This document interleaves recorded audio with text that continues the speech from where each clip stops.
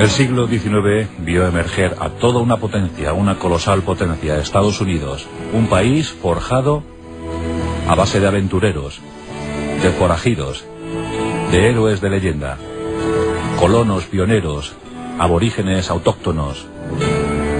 Todos aportaron su granito de arena para el nacimiento de una gran nación.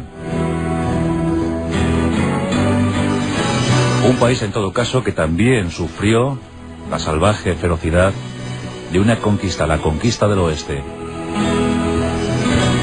En los ancestrales territorios nativos moraban miles de indígenas que sufrieron el rodillo blanco. Fueron tiempos duros, agresivos, en los que una raza se tuvo que retirar, se tuvo que doblegar ante el avance del progreso. En 1860 estallaba la guerra civil, la guerra de secesión. Los estados sureños reclamaban su independencia. El norte no lo consintió.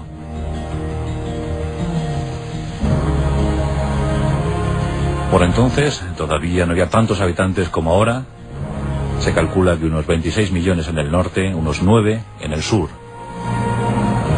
3 de ellos, 3 millones de esclavos.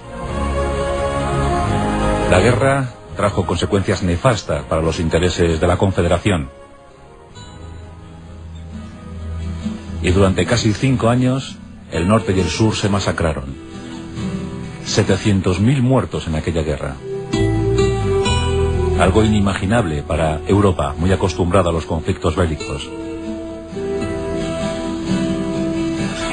Gente muy agresiva, gente muy combativa, que cuando fue desmovilizada tuvo que buscarse la vida. Se calcula que en 1865, cuando finalizó la guerra civil, más de 100.000 hombres desmovilizados entre el norte y el sur buscaron aventuras en el lejano oeste. Era la última frontera por conquistar. La conquista del oeste.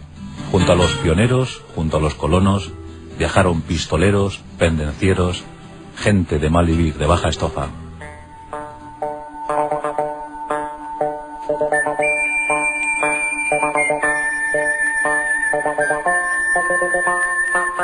Y en esas épicas décadas de la historia, miles de hombres buscaron la fortuna en Texas, en Nuevo México, en Arizona. A veces lo consiguieron y en casi todas las ocasiones salieron perdiendo.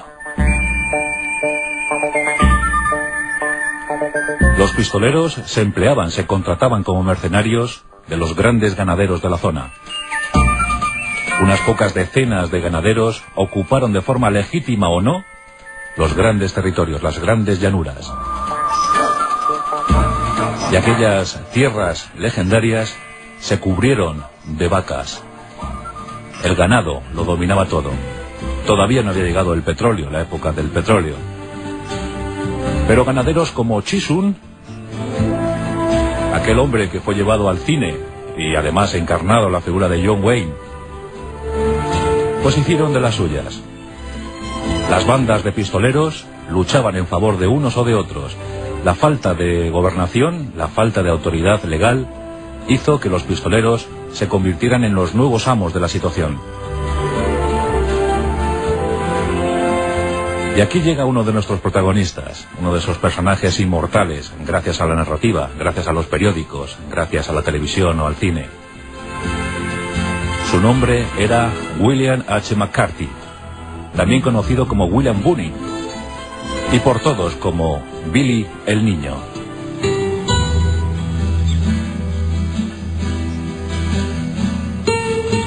Nacido en Nueva York en el año 1859.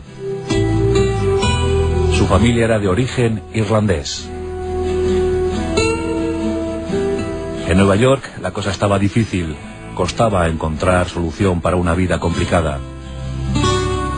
La población irlandesa había sido diezmada por la hambruna en la isla ancestral, en la Isla Verde. Aquella plaga pésima de la patata había dado como consecuencia que prácticamente la mitad de Irlanda viviera ahora en los Estados Unidos.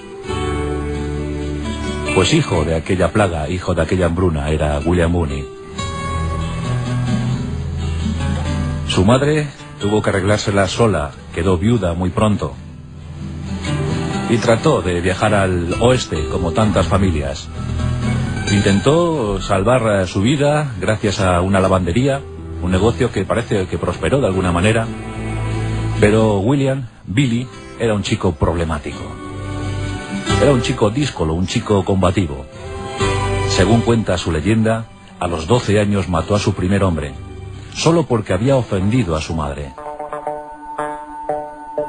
En esa larga lista de asesinatos se pudieron contabilizar, según esa misma leyenda, 21.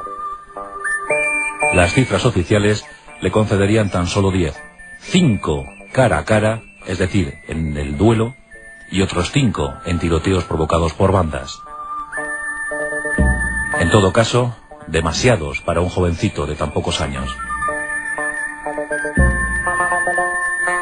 Y pronto, William Booney, pronto Billy el Niño, buscó la aventura en el oeste. Y pronto llegó a la mítica ciudad de Lincoln County. Y allí, los ganaderos luchaban a tiro limpio por la conquista del territorio. Los muertos se contaban por doquier. Lincoln County apenas tenía 400 habitantes, pero bien se puede decir que los 400 estaban enfrentados entre sí. Unos en un bando, otros en otro. Billy el Niño enseguida formó parte de una de esas bandas. Luchador a sueldo, un gladiador del siglo XIX, luchando cada día por sobrevivir. La cosa llegó a tal extremo que pronto se produjo una guerra entre bandas. Los dos ganaderos más influyentes de Lincoln County se enfrentaron, decenas de muertos sobre el territorio. Duelos en el salón del bar, en las calles polvorientas de Lincoln County. Billy el Niño pronto empezó a forjar una historia de sangre y terror. Tuvo algunos seguidores, tuvo algunos secuaces. También se dio cuenta que servir bajo precio, servir al lado de un ganadero, no le reportaba grandes beneficios. Él soñaba, él ansiaba algo más. Fue detenido en numerosas ocasiones y en otras tantas consiguió escapar. Un alma libre. Solo se encontraba a gusto cabalgando por las extensas llanuras de Texas, de Nuevo México, cualquier estado que le pudiera albergar, que le pudiera esconder. También dicen que soñaba con una familia, nunca lo consiguió. Pero Billy el Niño y la prensa sensacionalista consiguieron crear toda una historia, toda una épica. La gente hablaba de Billy el Niño. Amigo de unos pocos, enemigo de casi todos, duelista por excelencia, gran camorrista, pendenciero absoluto, Billy el Niño era el alma más libre, más perseguida de todo el oeste americano.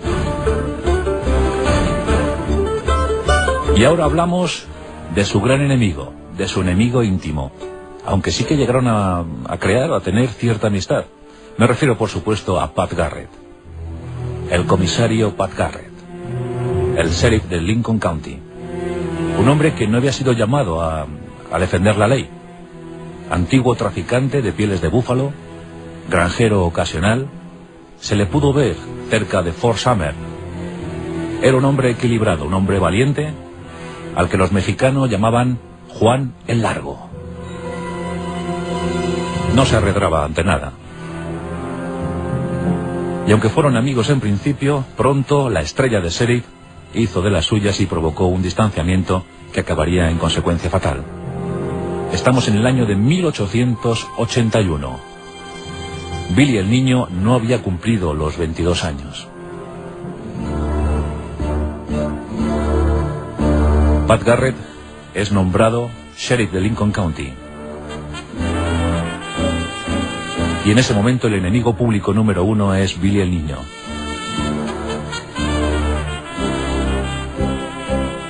Pat Garrett dedicó todos sus recursos, todos sus ayudantes, todos sus hombres a buscar a Billy el Niño.